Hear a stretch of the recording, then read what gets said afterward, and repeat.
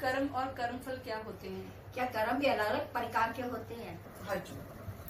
बहुत ही उत्तम प्रश्न।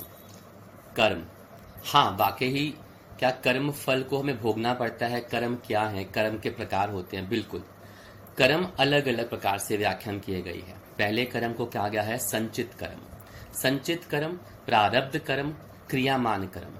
इस 3 तरह से प्रभु ने हमारे शास्त्रों में उसकी व्याख्या की गई। अब संचित कर्म क्या है? एकत्रित किया गया या इकट्ठा किया गया जो कर्म होता है उसे संचित कर्म कहते हैं। मतलब जो हमने संचय कर लिया हो, जैसे आप पैसे जोड़ के रखते हो ना, भगवान से धन दौलत जोड़ के रखते हो ना, वैसे अपने कर्मों को भी जोड़ के रखा हुआ है आपने। क्योंकि इस शरीर में तो आप अब आए हो, लेकिन जन्म जन्मांतर में तो आप रहे हो ना। तो उन सब जन्मों में, जो हमारे पूर्व जन्मों में लेकर, जितने भी हमारे पहले के जन्म हुए, उससे लेकर हमारे वर्तमान जन्म तक जितने भी हमने कर्म किए हैं, उन सबको संचय जो कर रखा है, उनको जोड़ रखा है, वो हमारे संचित कर्म कहते हैं। उन्हें जोड़ा गया है। हमारे अनंत जन्म हो चुके हैं, पता भी नहीं होगा। कीड़े मकोड़े बने हो सकता है, शायद मनुष्य जन्म भी हो सकता है। और हर जन्म में हमने कोई ना कोई नया कर्म किया होगा, उसको एकत्र भी किया होगा, अच्छे भी किए होंगे, बुरे भी किए होंगे। और उन अनेक जन्मों के जो कर्मों को हमने इकट्ठा कर दिया है, उसी को हम कहते हैं संचित कर्म। गीता में कहते हैं भगवान कृष्ण कि बहुनी में व्याति तानी जन्मानी तब चार्च तन्याहम वेदम सर्वाणी न त्वम व्यक्तम परंतप। कि हे अर्जुन, तेरे मेरे अनेक अनेक जन्म हो चुके हैं, तुम उसको नहीं जानते, क्योंकि हम तो अज्ञानी पुरुष हैं, लेकिन मैं उन सबको जानता हूं और उन सब कर्मों को भी मैं अच्छे से जानता हूं, पहचानता हूं, समझता हूं। तो उन सब जन्मों के जो कर्म इकट्ठे हैं वो कहते हैं संचित कर्म। अब आते हैं प्रारब्ध कर्म। प्रारब्ध मतलब भाग्य। हम जब कोई भी मनुष्य या कोई भी जीव जब जन्म लेता है, तो अपने उन संचित कर्मों में से एक थोड़ा सा भाग लेके, हिस्सा लेके, वो वर्तमान जन्म को भोगने या भोगता है। और उसको जन्म को भोगने के लिए उन कर्मों को जब लेके वो जन्म लेता है, शरीर में आता है, कोई भी जन्म ले, तो उसको जब भोगने के लिए आता है या उसको भोगता है, उसे कहते हैं प्रारब्ध कर्म। किस घर में जन्म लेना आपको पता होता है? नहीं पता होता। कैसा परिवार मिलेगा, कैसे माता पिता मिलेंगे, कैसे भाई बहन बंधु सखा मिलेंगे, किस तरह की परवरिश होगी, कैसा प्रोफेशन मिलेगा, क्या आपके साथ होगा, क्या नहीं होगा, आपको किसी को कुछ पता नहीं होगा। ये सब प्री फिक्स्ड, डिसाइडेड, सब निश्चित हो चुका है प्रभु के साथ। वो कैसे? आपके जो संचित कर्म थे, उन कर्मों के जो उससे डिसाइड करके आप जन्म लेके आ रहे हैं। आपका सुख दुख, अच्छा बुरा, सब प्री डिसाइडेड। उसी तरह से हमारे किए गए जो पाप कर्म है, हमारे किए गए जो पुण्य कर्म है, उन कर्मों के फल को हमें इस वर्तमान जन्म में, जो हम प्रेजेंट हैं, जो उसमें आप हो, हम हैं, बाकी सब जीव, उसे भोगने के लिए जब हम भोगते हैं उसे कहते हैं प्रारब्ध। अब कैसे समझा जाए इसको? जैसे एक ड्राइवर समझो, गाड़ी चला रहा है, बहुत अच्छी उसने गाड़ी को मेंटेन कर रखा है, आप लोग घूमने जा रहे हो, अब पहाड़ी इलाके पे चले गए, आनंद पूर्वक मजे ले रहे हो, गाने सुन रहे हो, गाड़ी चला रहे हो। आपने देखा ड्राइवर तो बहुत बड़ी गाड़ी चला रहा है भाई, फर्स्ट क्लास है, छुट्टी मनाने जा रहे हो, एकदम हो जाए लैंडस्लाइड, पहाड़ गिर जाए और गाड़ी का हो जाए स्वाहा, एक्सीडेंट हो जाए, चोट लग जाए। हम और शब्द तो इस्तेमाल नहीं करते। अब वो आपने सोचा था? नहीं सोचा था। ये क्या है? ये है प्रारब्ध। ये प्रारब्ध है, डिसाइडेड है ना। एक खुशी को आके अचानक आपके सामने कुछ आ गया। एक वक्त में कितने बच्चे जन्म लेते हैं? हर किसी का भाग्य एक ही समय में जन्म, ऐसा तो नहीं हो सकता ना। ये है प्रारब्ध। समय तो वही हुआ, लेकिन प्रारब्ध अलग अलग उसको ले जाता है। एक ही घर में अलग अलग बहुएं आ जाती हैं कई बारी, लेकिन सबका अलग अलग कई बारी हो जाता है। घर तो एक है, लेकिन भाग्य ये है प्रारब्ध। अगर सरल शब्दों में कहा जाए कि हमारे जीवन में जो अच्छा है, जो बुरा है, जो भी घट रहा है, जिसे हम नियंत्रण नहीं कर सकते, हमारे हाथ में जो नहीं है वो है प्रारब्ध कर्म, क्योंकि प्रभु इच्छा से हमारे कर्मों का फल को हमें भोगना निश्चित ही है। और प्रभु प्रेरित नहीं करते हमें, वो हमें प्रेरणा नहीं करते कि अब कर्म का भोगना मिलेगा, बस वो मिलेगा हमें। गीता कहती है ना, कर्मणाधिवस्य मां फलेषु कदाचन, अर्थात कर्म करने के लिए मनुष्य तेरा अधिकार है। मतलब मनुष्य का अधिकार सिर्फ कर्म करने का है, फल लेने का या फल की इच्छा करने का तेरा अधिकार नहीं है। फल तेरे उस कर्मों के फल पे या प्रभु की इच्छा पे होता है। अच्छा बुरा करना हमारे अधिकार में हो सकता है, लेकिन उसका डिसीजन करना ईश्वर क्या। कर्म अच्छा है तो अच्छे प्रारब्ध होंगे, कर्म बुरे हैं तो बुरे प्रारब्ध होगा। घूम फिर के कहें तो हमारे किए गए कर्मों के फल का जो लेखा जोखा, हमें जो उसका रिजल्ट मिलेगा वो मिलता है प्रारब्ध। अब आता है क्रियामान कर्म। जो किया जा रहा है, जो आप कर रहे हैं, जो आपसे हो रहा है, वो सभी कर्म जो आप इस वर्तमान जीवन में, वर्तमान समय में आप कर रहे हैं ना, वो आ गया क्रियामान कर्म। जो पाप हैं, जो पुण्य हैं, जो आप कुछ कहते हैं, जो सुनते हैं, जो बोलते हैं, वो सब आपके क्रियामान कर्म है। क्योंकि भगवान ने गीता में कहा है कि कर्म सिर्फ करने से मनसा वाचा कर्मणा तीनों तरीके से होता है। मन से सोचा गया, मुख से बोला गया, करने वाला, तीनों हमारे कर्म आपके उसमें आ जाते हैं। परंतु भाग्य जो है वो हमारे कर्मों का फल है।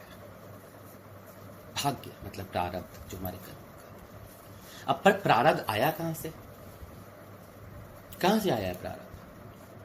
अगर आप ये कर्म नहीं करते तो भाग्य जिसे हम प्रारब्ध कहते हैं वो बनता भी नहीं। तो उस भाग्य को बनाने के लिए हमें कर्म करना बहुत जरूरी है। कहते हैं महाभारत के अनुशासन पर्व में कहा गया है, ना बीजेण बिना फलम, अर्थात बीज, किसी भी बीज के बिना आपको फल नहीं मिलेगा। होता ही नहीं है ना, बीज बोगे तो पेड़ हो गया, पेड़ का फल हो गया। तो इस कर्म को करने के लिए आपको उसको करो। और उसी महाभारत के अनुशासन पर्व में एक और कही गई, कथम कर्म बिना देव शक्ति स्थापिष्यति, अर्थात कर्म के बिना भाग्य कैसे स्वयं टिकेगा और औरों को भी कैसे टिका कर रखेगा।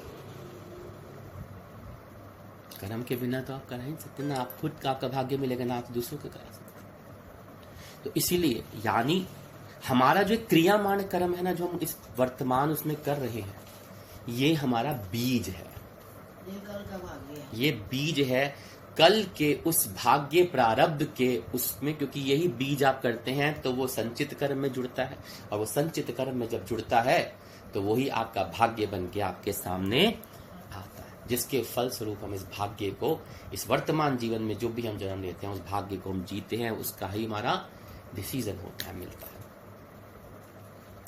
गीता बहुत सुंदर कहती है कि तू कर्म करता है, हवन कर। भगवान कृष्ण ने ही बोला, अर्जुन से कहते हैं कि तू कर्म करता जा, हवन हो, दान हो, तप हो, जप हो, अच्छे हो बुरे जो भी, वो सब तू मुझे अर्पण कर दे।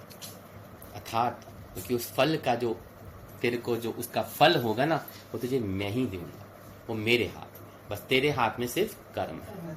तो इसलिए कर्म करता, यही है हमारे कर्म, और ये होते कर्म के प्रकार। कौन सा कर्म सर्वश्रेष्ठ है गुरुजी? गुरुजी, अच्छे कर्म की पहचान कैसे हो? कौन सा कर्म श्रेष्ठ है या उसकी पहचान कैसे हो सकती है? कौन सा कर्म श्रेष्ठ है, इसका सबसे सरल रूप है कि जो निष्काम भाव से किया गया कर्म होता है ना, वो सर्वश्रेष्ठ होता है। श्रेष्ठ नहीं, सर्वश्रेष्ठ होता है। मतलब जिस कर्म को करने में किसी तरह का वासना नहीं, ये करूं तो मुझे ये मिल जाए, ये करूं तो मुझे वो मिल जाए, ये होगा तो वो हो जाए, भगवान का नाम करूंगा तो मेरा बच्चा पास हो जाए, मेरे पति की नौकरी लग जाए। मतलब स्वार्थ नहीं, निष्काम भाव से जो किया गया। यहाँ तो भगवत भजन भी जब आप निस्वार्थ भाव से करते हैं तो वो ही श्रेष्ठ माना जाता है। आजकल तो भगवान का नाम ही मतलब से करते हैं। अब हमारे कर्म की या अच्छे कर्म की पहचान कैसे हो? अच्छे कर्म की पहचान इसको आप यूं समझ लीजिए, जब आप कोई कार्य करते हैं ना, अगर आपको उसमें बेचैनी होने लग जाए उसे करने के बाद, बहुत सरल भाषा में समझा रहे हैं सर, नींद नहीं आए, अंदर उथल पुथल मच जाए, आपके मानसिक तनाव होने लग जाए, आपको रात की नींद उड़ जाए, बेचैनी हो, घबराहट होने लग जाए, उसका तो समझ लेना आपने कोई बुरा कर्म कर लिया। और ये होता है, बिल्कुल होता है। और जब आपको रातों को सुकून की नींद आए, आपको एक आनंद की अनुभूति हो, आपके अंदर से एक प्रफुल्लित ज्योति निकले, आनंद होने लग जाए, एक खुशी महसूस हो, तो वो समझ लेना कि आपका कर्म अच्छे है, श्रेष्ठ है, उत्तम है। और ये होता है, इसमें कोई दो राय नहीं होती किसी तरह की कि ये नहीं होता, कैसे पहचानेंगे, कैसे। ये हमेशा आपके साथ होगा, क्योंकि यही प्रभु ने एक निशानी दे रखी है कि कर्म अच्छा कर रहे हो या कर्म बुरा। क्योंकि बुरा करोगे तो आपको इमीडिएटली इंडिकेशन मिल जाएगा कि ये गर्म हो रहा है या गड़बड़ हो रही है। तो इसलिए श्रेष्ठ कर्म या पाप कर्म, पुण्य या पाप हम यूं कहिए, तो आपको हमेशा उसकी पहचान होगी। गुरुजी, क्या हमारे कर्मों का फल इसी जन्म में मिलता है? कैसे पता चले हमारे कर्म अच्छे हैं या बुरे, गुरुजी?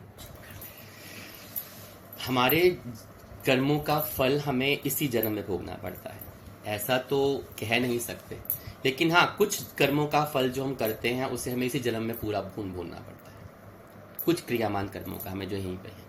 बाकी तो हम प्रारब्ध लेके आए हैं, हम अपने कर्मों के जो फल, जो हमारे जो कर्म होते हैं, उसको हम एक तरह से इकट्ठा करते रहते हैं और साथ ले जाते हैं, वो इकट्ठे वहां हो रहे हैं। ऋषि मुनि कहते थे हमारे दोनों कंधे पे दो दूत बहते हैं लेखा जोखा में, सीधे कंधे पे जो आपके अच्छे कर्म लिखता है, उल्टे पे जो आपके बुरे कर्म लिखता है। तो आपके सब नोट कर रहा है और ये रियलिटी है। जब आप जाने वाले होंगे ना तो वो पहले उड़ जाएंगे, और ऊपर जो चित्रगुप्त जी बैठे हैं ना, वो आपका सब लेखा जोखा रेडी करके आपके डाटा के पहले से पहले वहां रेडी होता है, जितना तेज कंप्यूटर है उनका। लेकिन कुछ कर्मों का फल हमारे को हाथों हाथ ही मिल जाता है। और कैसे पता चलता है कि हमारे कर्म अच्छे हैं कि नहीं? जब हम अच्छे शुभ कर्म करने लगते हैं ना, तो हम अपने अंदर एक ऊर्जा को, एक एनर्जी को, एक पॉजिटिव वाइब्स को, एक सकारात्मक एनर्जी को महसूस करते हैं। जैसे आपका मन भगवत भजन में लगेगा, आपका मन सत्कीर्तन में लगेगा, सत्संग में लगेगा, आपका मन किसी को कष्ट देने का नहीं होगा, आप किसी को कष्ट दे ही नहीं पाओगे कभी, निंदा चुगली नहीं हो पाएगी। आपके अपने द्वारा किए गए जो रास्ते होंगे वो पुण्य की तरफ होंगे, जो भी कार्य होंगे पुण्य होंगे। कोई आपका बुरा भी करेगा ना, आप उसे कहोगे प्रभु नाम, यह आपके सत्कर्मों की पहचान है।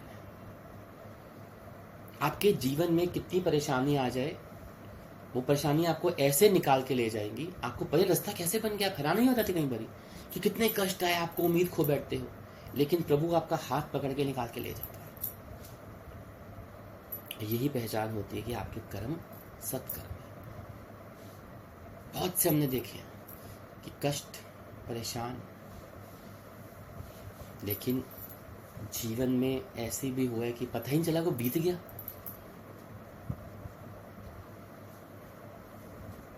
है तो ये मानुष जन्म ही ना, मानुष शरीर ही है। और अगर यही बुरे होंगे तो आपके अंदर एक नकारात्मक एनर्जी होगी, सोच नेगेटिव होगी, किसी का भला करने को मन ही नहीं करेगा, खुद को पीड़ा भी होगी, दूसरों को पीड़ा देने का आपको खुशी मिलती होगी। कोई तकलीफ में होगा ना, देख के आपको पीड़ा नहीं होगी उसके लिए, वो आपको उसका आनंद है, दुख लग रहा है, देखा ये नहीं पता कि कहीं ना कहीं आप उस पाप कर्म के भागी बनते जा रहे हैं। अपवित्रता हो जाएगी आपके अंदर से, भगवत भजन में मन नहीं लगेगा, सत्संग में आने का मन नहीं करेगा, उससे कटने लग जाएंगे आप।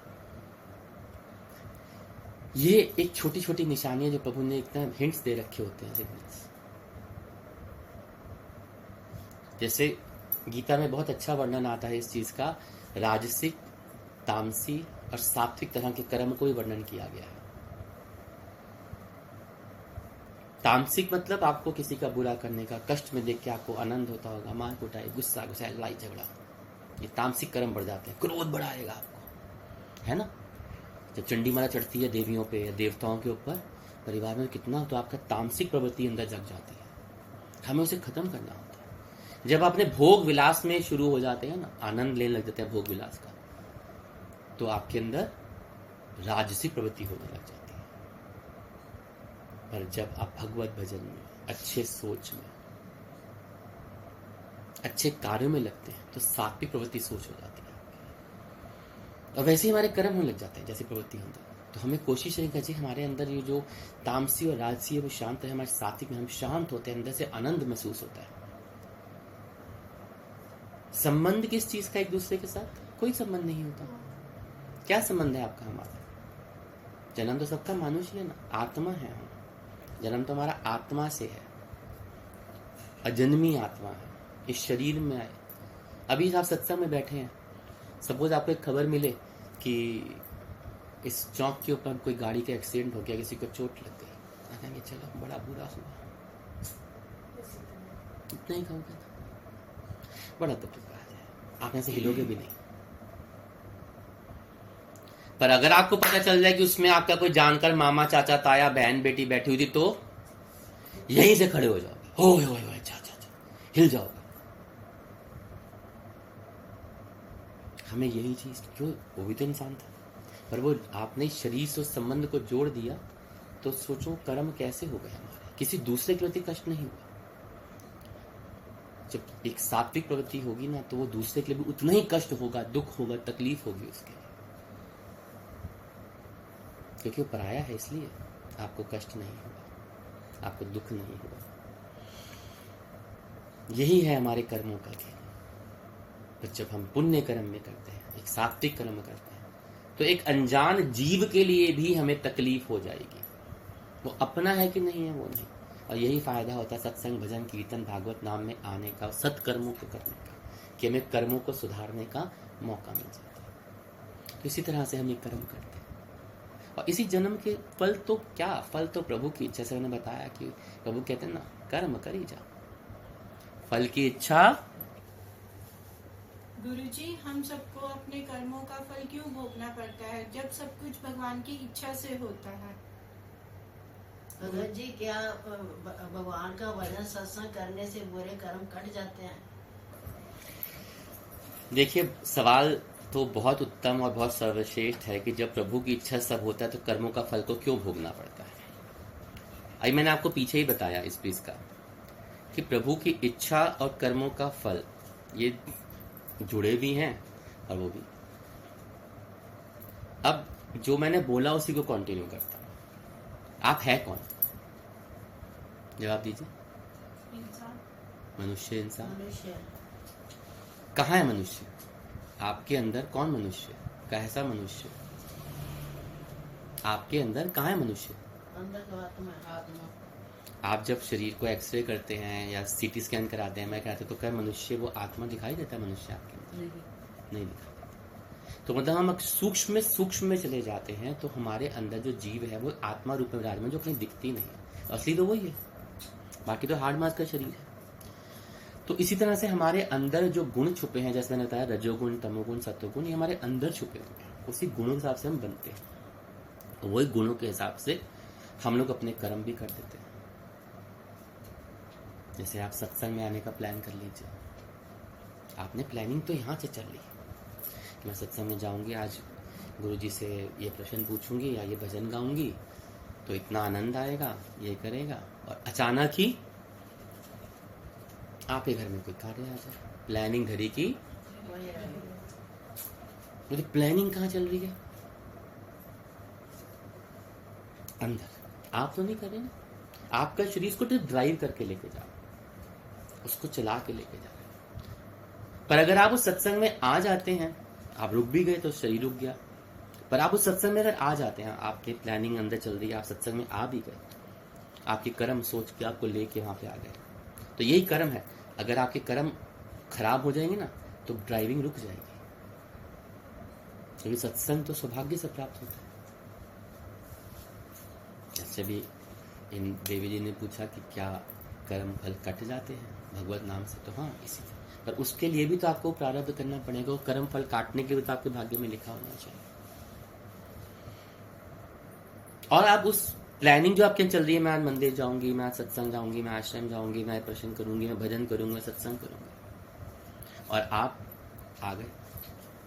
प्लानिंग कौन कर रहा है? वो अंतरात्मा, वो जो आपका संचय हुआ है ना, जो प्रारब्ध लेके आप हुए हैं, वो प्लानिंग कर रहा था। लेकिन इस शरीर ने आप ड्राइव करके, आपको एक ड्राइवर की तरह गाड़ी चला के आपको सत्संग भजन में ले आया। तो ये वो शरीर का काम, कि अंदर तो वो अनंत है, अमृत्यु है, अजन्मा है, कहीं जन्म ले चुके, पता नहीं कितने हो चुके, कितने हो जो चींटी बन गए हो, जानवर बने हो, पेड़ पौधे भी, जीव हो, मनुष्य जन्म भी मिला, कोई अंत नहीं। तो हम इस शरीर रूपी यंत्र को ना ज्यादा वो नहीं करना चाहिए। अरे आपने सोच लिया मैं आदमी हूं, आपको क्या पता हम आदमी हूं? कि आपने देखा अपने आप को ऐसा, मैं स्त्री हूं, आपने देखा ऐसा, पर उसका का तो कोई ना लिंग है, ना स्त्री है, ना पुरुष है। कर्म से तो वहां चल रहा है, प्लानिंग भी वहीं हो रही है, दिमाग से। आप तो नहीं कुछ कर रहे हैं, आप शरीर से कुछ कर रहे हो, अंदर अंदर सब चल रहा है। एको ब्रह्मन द्वितीयो नास्ति, सब वो है। और इसी दुख और सुख के अंतर को खत्म होने के लिए, या उसको खत्म करने के लिए हमें सत्संग की जरूरत पड़ती है। तभी तो हमारे कर्मों के फल में होते हैं, कटते नहीं है, लेकिन उससे निकल जाते हैं। ये कर्म है, आपने जो बोया वही काटोगे ना। लेकिन है कि उससे अगर आपको ऐसा रास्ता मिल जाए, सुगम रास्ता मिल जाए, आपको ऐसी प्रेरणा मिल जाए, शक्ति मिल जाए कि कष्ट के समय भी आप निकल के चले जाएं, तो वो ही आपके ये क्रियामान कर्मों को, उस प्रारब्ध को। भगवान राम तक तो अपने प्रारब्ध को भुगता था, तभी तो वनवास गए थे। उन्हें बोला आप कहां सकते हो? नहीं, मेरा प्रारब्ध है, मुझे भुगतना पड़ेगा। श्राप मिला था ना उनको, तो प्रारब्ध है, कब दिया था, कब होगा। जब प्रभु अपने प्रारब्ध से नहीं बच पाए तो हम कैसे बच सकते हैं? बस हमारी यही होनी चाहिए कि हम क्रियामान कर्म को इतना करें कि हमारे दुख सुख एक समान होने लग जाए। दूसरों के लिए भी दुख होना चाहिए। अब बताया ना मैंने आपको कि लग गई चोट, दूसरा था तो तकलीफ नहीं हुई, हो बुरा लगा, लेकिन अपना होता तो कष्ट हो जाता। इसी तरह ये दुख सुख कर्म जो है, ये कर्म के फल है हमारे। हमको जो दुख सुख हो रहा है वो कर्मों के फल से हो रहा है। पर जब हम एक सबको एक बराबर कर, गीता में कहते हैं ना, मेरा प्रिय वही ना जिसको दुख में सुखी हो, ना दुख में दुखी हो, ना सुख में सुखी हो, सब में एक बराबर रहे। ना खुशी में खुश हो, ना गमी में गम हो, दुश्मन भी मित्र लगे, मित्र भी लगे। तो वो जिसके जैसे जिसकी भावना हो जाएगी, जब सब एक दृष्टि होने लग जाएंगे ना, तो वो आपके सत्य कर्म होंगे, पुण्य कर्म होंगे, तो वही आपको आगे लेके जाएंगे। तो हमारी कोशिश यही होनी चाहिए कि, और भगवत भजन इसलिए होता है कि हमारे को यही ज्ञान प्राप्त हो कि क्या अच्छा है, क्या बुरा है, क्या उच्च है, क्या निम्न है। अब भगवान का नाम लेने से हमें क्या क्या हमारे कष्ट कट सकते हैं, हमारे दुख कट सकते हैं, हमारी परेशानियां कट सकती हैं। क्योंकि एक सहारा तो वही मिलता है ना, मिलता है ना वही सहारा। तो हमारी कोशिश हमेशा सदा यही होनी चाहिए कि हमें सदैव सदैव अपने कर्मों को प्रभु नाम में करके, अपने सारे कर्म को उनके श्री चरणों में अर्पण कर देना चाहिए। मेरे दाता के दरबार में सब लोगों का खाता, मेरे दाता के दरबार में सब लोगों का खाता।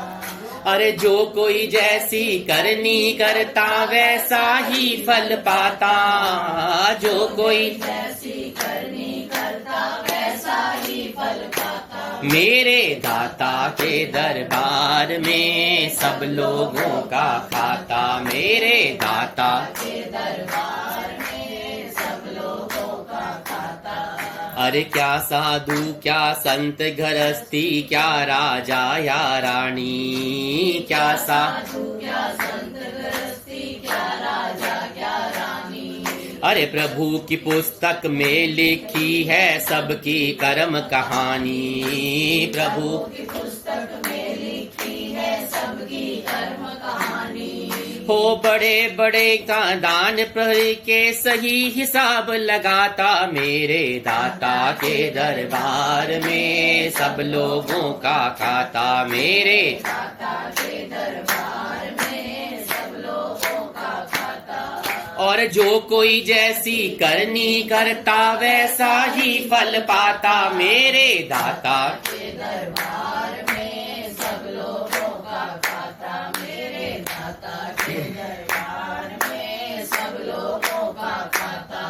हो नहीं चले उसके घर में रिश्वत और चालाकी, नहीं चले उसके घर में रिश्वत और चालाकी। हो उसकी लेन देन की बंदे रीत बड़ी है बाकी, उसकी लेन देन की बंदे रीत बड़ी है बाकी। हो पुण्य का बेड़ा पार हो जाता, पापी की नाव डुबाता, मेरे दाता के दरबार में सब लोगों का खाता, मेरे दाता के दरबार में सब लोगों का खाता। हो बड़े बड़े कानून प्रभु के, बड़ी बड़ी मर्यादा, बड़े बड़े कानून प्रभु के, बड़ी बड़ी मर्यादा। हो किसी को कौड़ी कम नहीं मिलती, किसी को पाई न ज्यादा, किसी को कौड़ी कम नहीं मिलती, किसी को पाई ज्यादा। हो इसीलिए तो दुनिया का वो जगत पिता कहलाता, मेरे दाता के दरबार में सब लोगों का खाता, मेरे दाता के दरबार में सब लोगों का खाता। हो करता है वो न्याय सभी का, एक आसन पे डट के करता है वो न्याय सभी का, एक आसन पे डट के। हो प्रभु का न्याय कभी ना पलटे, लाख कोई सर पटके, प्रभु का न्याय कभी ना पलटे, लाख कोई सर पटके। हो समझदार तो चुप रहता है, मूर्ख शोर मचाता, मेरे दाता के दरबार में सब लोगों का खाता, मेरे वाला के दरबार में सब लोगों का खाता। ओ अच्छी करनी कर ले बंदे, कर्म न करियो माड़ा, अच्छी करनी कर ले बंदे, कर्म न करियो माड़ा। हो लाख आंख से देख रहा है तुझको देखने वाला, लाख आंख से देख रहा है तुझे देखने वाला। हो भला कर्म तू करते रहियो, समय गुजरता जाता, मेरे दाता के दरबार में सब लोगों का खाता, मेरे दाता के दरबार में सब लोगों का खाता। हो जो कोई जैसी करनी करता, वैसा ही फल पाता, मेरे दाता के दरबार में सब लोगों का खाता, मेरे दातिक के दरबार में सब लोगों का खाता। बोल साचे दरबार, बोल सियावर रामचंद्र महाराज की।